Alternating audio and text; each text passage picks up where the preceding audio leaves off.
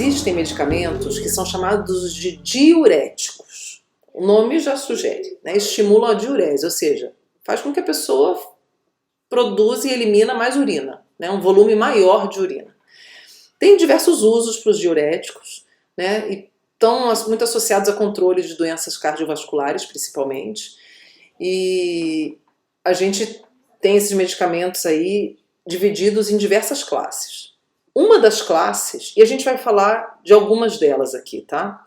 Uma das classes desses medicamentos, dos diuréticos, são os diuréticos de alça. Então essa é uma classe de diurético. E essa classe, gente, ela vai ter a sua ação justamente na alça de N, por isso que eles são chamados assim, diuréticos de alça. E são os diuréticos que produzem um efeito maior, ou seja, eles são capazes de produzir uma grande diurese que nenhum outro diurético consegue. Então a gente diz que são os diuréticos mais potentes, tá? Porque eles possuem um efeito terapêutico maior. O que acontece, gente? Esses diuréticos, como é que eles vão produzir esse aumento da urina produzida e eliminada? Justamente atuando em cima dos transportadores que levam à retenção de soluto. Então a gente tem os de alça, a gente vai ver que tem os tiazídicos também, a gente vai falar lá no túbulo contorcido distal, e o princípio é o mesmo. Existem outros que atuam de forma diferente, a gente vai ver.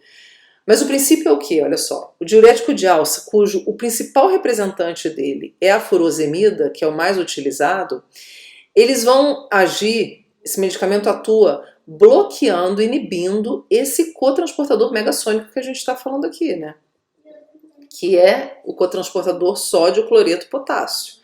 Então, ele bloqueia esse cotransportador. Por que esse bloqueio desse transportador vai produzir um aumento do volume de urina? Vejam bem aqui, ó. Porque se eu impeço a reabsorção desses íons, dessas partículas, desses solutos, o que vai acontecer? Esses solutos vão ficar aqui no lume tubular e vão reter água com eles. Quando eles são reabsorvidos, eles vão ficar aumentados no interstício. Isso aumenta a osmolaridade do interstício, né? E aí esse interstício ele fica mais osmótico. E aí a gente tem maior transporte de água acontecendo. Ou seja, a gente diminui a presença da água do lume tubular e, consequentemente, diminui o volume de urina. Então, o bloqueio de transportadores de soluto, gente, é uma estratégia excelente para produzir aumento da diurese, aumento do volume de urina. Então, os de alça vão agir assim, os tiazídicos também a gente vai ver, bloqueando esses transportadores, né? Aqui vão ser os de alça, que vai bloquear esse transportador. Ele é o mais potente porque ele justamente bloqueia o principal transportador de soluto, o de maior capacidade de transporte. Isso vai produzir uma diurese muito intensa, tá? Então, o bloqueio da reabsorção, da retenção do soluto, vai fazer com que esses solutos, essas partículas aqui, elas aumentem a osmolaridade aqui do lume tubular e vai fazer retenção hídrica aqui, nesse espaço. Ou seja, quanto mais água retida no lume tubular, maior vai ser o volume de urina produzido. Tá ok? Bom, só que eles são muito potentes e tudo mais, maravilhoso e tal, mas eles não podem, o fato justamente deles terem esse efeito tão pronunciado, eles não podem ser utilizados em longo prazo. O uso deles é bem restrito e bem criterioso, tá? Por quê, gente? Porque a gente tem efeitos colaterais muito importantes associados ao uso e abuso dessas substâncias, que às vezes algumas pessoas fazem, né? Principalmente aquelas pessoas que querem perder peso, redução do peso corporal. Né? Uma das formas que a gente reduz o nosso peso corporal, a melhor forma é queimar gordura, reduzir tecido adiposo, né? Mas a gente também perde peso perdendo líquido. Então, o uso do diurético, muitas vezes, ele vai nesse sentido, e que não é muito recomendado, tá bom? A gente usa esses medicamentos mais quando existe um edema bem grave, generalizado, pontual, num local que está trazendo algum transtorno, então resolve-se o edema, mobilizando essa água para o sangue e incentiva o indivíduo a eliminar através da urina, aumentando, estimulando essa diurese através de diuréticos, como esse aqui, por exemplo, né, que é muito usado em ambiente hospitalar. Mas para perda de peso e tudo mais pode ser muito perigoso. Porque, olha só, a gente vai ter principalmente 3 problemas assim mais relevantes associados ao uso abusivo dos diuréticos de alça. Um deles é a desidratação. O indivíduo vai perder muito líquido, né, se ele utilizar muito, e isso pode produzir, por exemplo, um choque hipovolêmico, que é uma redução do volume sanguíneo significativa, que vai levar à redução da perfusão de sangue em vários tecidos, podendo ocasionar em transtornos em diversas partes, em todas as partes do corpo, né? Falência múltipla de órgãos e tecidos, inclusive o coração, podendo levar parada e tudo mais. Então, uma situação bem grave. Além dessa desidratação severa que pode acontecer, a gente tem também a hipocalemia. O que é hipocalemia, gente? A redução dos níveis de potássio no sangue. Então, se eu bloqueio esse transportador, eu impeço o retorno do potássio aqui para o corpo. Ou seja, a urina vai ter mais potássio, o sujeito perde mais potássio através da urina. E aí ele desenvolve um quadro chamado de hipocalemia. E aí tudo que é tecido que depende de potencial elétrico para funcionar, que envolve potencial elétrico, principalmente tecido muscular e tecido nervoso, e dentre esses a gente tem o coração, a gente vai ter repercussão na função na atividade desses tecidos, tá? Então isso pode levar a problemas cardíacos, né, arritmias, principalmente associado à repolarização. Muitas vezes isso pode ser observado num eletrocardiograma. Então, também não é recomendado porque pode dar problema no coração. E o terceiro é com relação ao hidrogênio. Se eu não tenho sódio entrando por aqui, eu vou ter esse sódio mais acumulado aqui no lume tubular, mas essa via aqui vai estar liberada e ele vai entrar mais através desse cotransportador. E isso vai fazer com que mais hidrogênio seja secretado. O indivíduo vai perder mais ácido do que deveria. O que vai acontecer? O pH plasmático dele tende a subir. Né? Um pH ácido ele diminui. Se eu estou jogando mais ácido fora, o pH vai subir. Quanto maior o pH, menos ácido a gente tem. Né? O indivíduo está perdendo ácido por via urinária, o pH vai subir, ele tende a desenvolver a chamada alcalose do tipo metabólica. Tá? Então são esses problemas principais, mais graves, associados ao uso abusivo de furosemida. Então o medicamento deve ser usado muito pontualmente.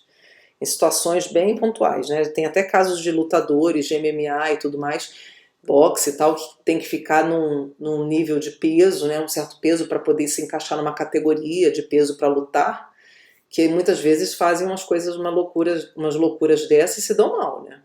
Então, induzir sudorese excessiva ou tomar diurético para poder secar bem, né? Jogar esse líquido fora e pode ter problemas bem graves, tá? Vai ter uma outra classe de diurético que vai agir aqui no túbulo contorcido distal, porção inicial, tá? Que são os diuréticos tiazídicos. Essa classe vai atuar em cima desse transportador aqui de cloreto de sódio, fazendo o quê? A mesma coisa que os diuréticos de alça fazem lá na alça de Henle segmento espesso, bloqueando esse transportador. O fármaco, na verdade, ele entra, né? Pensando a proteína abre assim, ele vai bloquear o acesso das partículas na proteína. E a proteína vai ficar bloqueada, ela não vai ter como operar, não vai ter como ficar pinçando, pescando as partículas.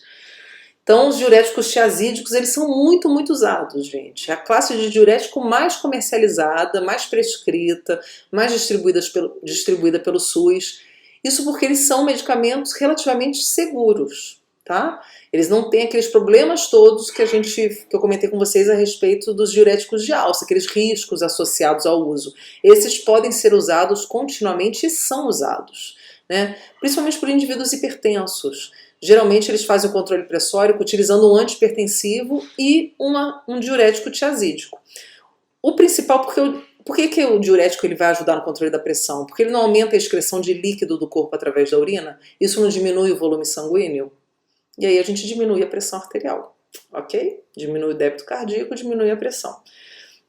Bom, então o principal representante dessa classe é a hidroclorotiazida, é a mais famosa, tá? Então ele vai agir bloqueando esse transportador e o princípio é o mesmo. Se eu bloqueio a reabsorção do cloreto de sódio, eu vou aumentar a concentração do cloreto de sódio no lume tubular, eu vou manter essa concentração elevada aqui, ou seja, esse filtrado vai ficar mais osmótico, ele vai ficar com uma osmolaridade maior e isso vai ajudar a reter mais água, aumentando o volume de urina no final, tá? Então o princípio é esse, a ideia é essa. A gente tem um grupo, uma classe de diuréticos chamado diuréticos poupadores de potássio, que vão agir nessa história aí. Então vamos lá. Então vou citar dois aqui principais que têm ações diferentes. Então o primeiro deles, então vamos imaginar que aqui é a molécula de diurético, tá? Do fármaco. A chamada espironolactona, que é o mais conhecido. O que a espironolactona faz? Vai aumentar a diurese e vai poupar potássio no nosso organismo, que é bom, né? E aí, como é que ela vai produzir o seu efeito? A espironolactona, ela é um antagonista do receptor da aldosterona. Ou seja, ela tem um formato, por isso que eu botei os dois triângulos, tá vendo? Ela tem um formato parecido com a aldosterona, tá? Só que ela não ativa o receptor. Então, como ela tem uma molécula semelhante, ela vai conseguir se encaixar nesse sítio aqui, ó. Então, ela se encaixa no sítio e só ocupa o lugarzinho ali. Não faz nada, ela só se liga e fica ali. Então ela bloqueia o receptor. Bloqueia por quê? Porque quando ela está ligada aqui, a aldosterona não tem como se ligar. Então a gente chama de bloqueador, mas o nome ideal, assim, academicamente, né, mais adequado, é antagonista. A aldosterona é o agonista é quem liga, quem faz acontecer alguma coisa. O antagonista, ele só se liga ali e não faz nada. Ele só ocupa o lugar e atrapalha a vida da aldosterona. Então o que acontece, gente? A gente vai ter esse receptor bloqueado, sendo assim, a aldosterona não tem como produzir os seus efeitos. Quais efeitos? O aumento das bombas só de potássio, então a gente não vai ter as bombas, elas estão sumindo, tá bom? Vão ficar só algumas, né? Lembrando que esse processo acontece naturalmente, que a aldosterona faz intensificar, e aí nisso a gente diminui essa retenção do sódio, ó. Quando diminui a retenção do sódio, o que acontece? Eu diminuo a retenção de água, né?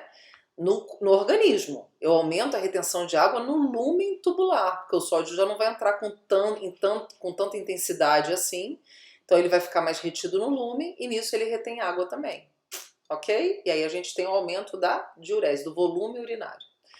E ao mesmo tempo também eu vou diminuir essa saída do potássio, então eu vou poupar o potássio, o que é muito bom, lembra? Porque quando a gente perde potássio do organismo, isso vai ter consequências graves, principalmente naqueles tecidos excitáveis, né, que é nervo e músculo, né? E o músculo cardíaco, ele vai ser bem sensível a isso.